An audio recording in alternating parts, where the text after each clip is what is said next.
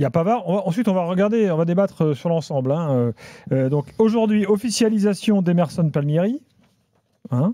Donc un arrière-gauche. Un arrière-gauche. Après, il faudra qu'on parle aussi des prix. Je ne sais pas si vous avez tous en tête et tout, mais c'est intéressant quand même de regarder.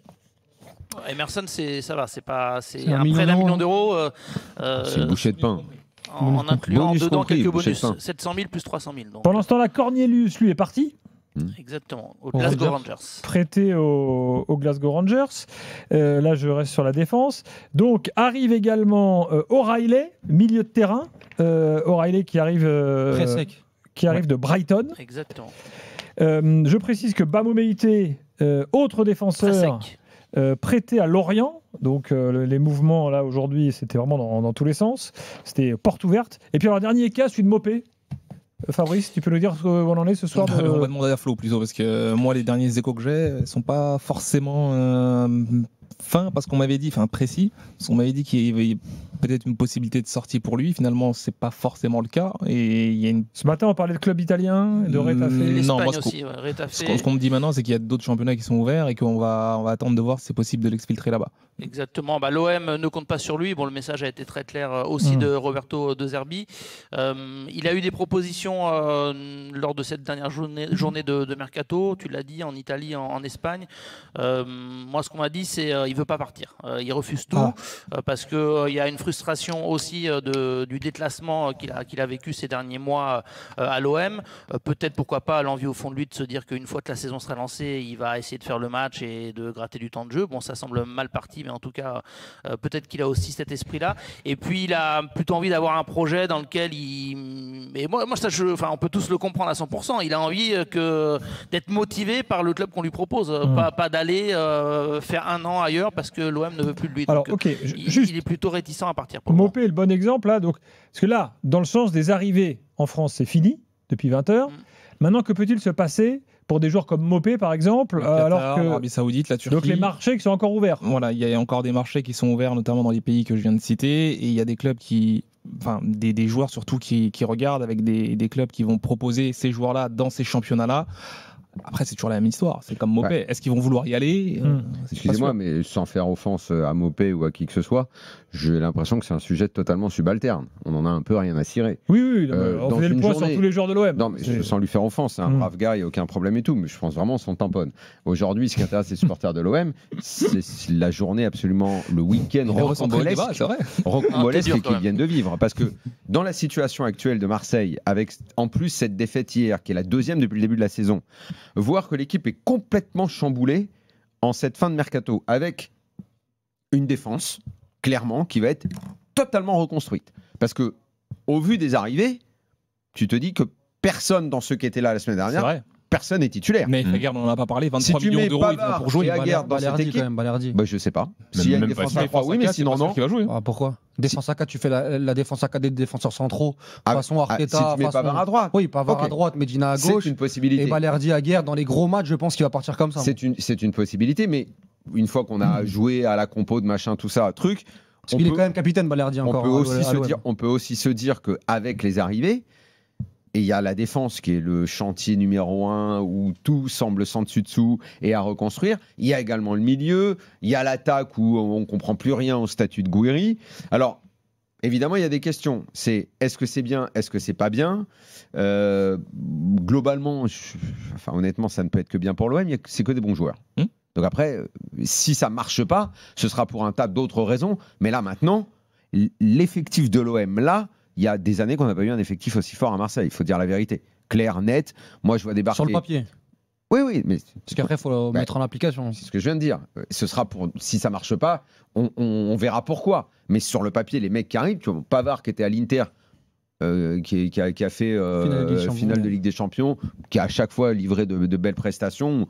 Je ne sais pas pourquoi il jouait toujours une espèce de cote un peu basse. Mais enfin bon, ça reste quand même un gros joueur. Aguerd, pareil, c'est comme je t'ai dit hier soir. Soit on lui a coupé les jambes, il a eu une variole, je sais pas quoi. Pour moi, ça reste un très bon défenseur. Très bon défenseur, on est d'accord. Tu prends deux joueurs de 29 ans qui ont de l'expérience. Medina, on l'a pas vu on est content de son arrivée. Bien sûr. Donc on a défense toute neuve avec des doublures, avec les questionnements. Ils vont jouer à 4, ils vont jouer à 3. T'as une flexibilité tactique. Et Emerson, et j'ai pas cité Emerson. T'as une flexibilité tactique parce qui a que joué plus de 30 matchs. T'as encore Balerdi et Murillo qui étaient là l'année dernière. Donc tout ça est positif. Oui. Moi j'ai une question quand même. Attends, je termine et tout. Et je dis, la question que peuvent se poser les Marseillais et nous, c'est pourquoi si tard en fait?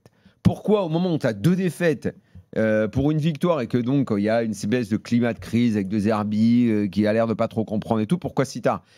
Et là, la réponse, ça va être parce que ça coûte moins cher de faire ces coups-là en toute fin de mercato, que ça devient un classique. C'était exactement ma question. On peut pas faire autrement. Moi, c'était ma question pour Flo et Fabrice qui ont les infos. Quelle a été la part de ces 3 premières journées dans le mercato? Est-ce que si Marseille avait gagné ces 3 matchs, il y aurait eu quand même autant de mouvements, ou est-ce que ça a été conditionné par le fait qu'il y ait déjà 2 défaites? Alerte mercato. Pour moi, très très peu d'impact, si ce n'est au milieu de terrain, mais c'est plus l'affaire Rabiot. Paul, alerte mercato. Oh mon Dieu, 27 000 avec mon Dieu, c'est parti. Non, Mon Dieu, c'est parti. Dylan Bakwa. Gilbert vient de prendre une balle. Dylan Bakwa, Dylan Bakwa. le meilleur joueur du championnat est parti. Forest. C'est parti. Non. Aïe, aïe, Ouais, aïe, aïe. dévasté. Ça vient de tomber. Dévasté. L'after Combien continue ou pas? 35. 35. Oh là là. Eh oui. 35 millions. La Ligue 1 ne sera plus la même. Là, Gilbert, il volait On comme perd un un oiseau artiste. et d'un coup, oui. On perd un très grand artiste de notre championnat. Ouais. Ça va, ils ont récupéré 2-3 artistes, non? Ouais.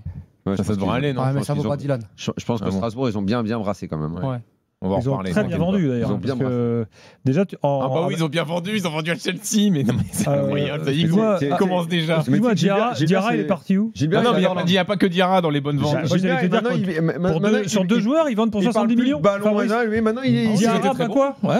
Lui, c'est Diarra, pas avec Bakwa, Micheline 60. pendant cet été, lui. Il est avec Micheline à la compta. Il parle que d'oseille et de Voilà, compta. mais je réponds à Jean-Louis. Non, non, mais Gilbert, Jean-Louis, il est arrête, parti tu en nous fais raid, de la- on dirait tu nous qu'il fais est de la mulhousien. compta. C'est vrai que pour le coup, 80 millions, c'est Sunderland et Nottingham Forest. Je ferai le débat tout à l'heure. Diarra et Bakwa. Je ne fais pas le débat avant le débat. Bon, voilà l'alerte mercato qui peut retomber d'ici minuit.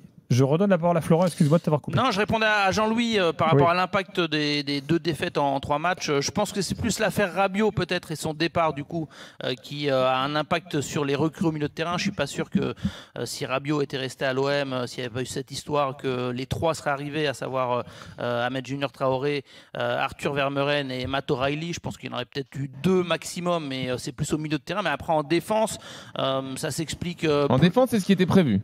Oui, Ouais, ils ouais, étaient ouais. dessus, sur Ordonez, Aguerd. Oui, sur Aguerd ou Ordonez, Ordonez mais Bavard en était plus. la priorité, je pense, parce que c'est un joueur qui a vraiment le profil pour surveiller la profondeur et dans ce domaine-là, l'OM a de grosses difficultés. Donc, je pense que l'OM aurait aimé le recruter, mais ça a été trop compliqué. Donc, et on disait depuis assez longtemps que Aguerd était ou le plan B ou le plan A'. Enfin, en tout cas, c'était quelqu'un pour lequel l'OM a beaucoup d'estime.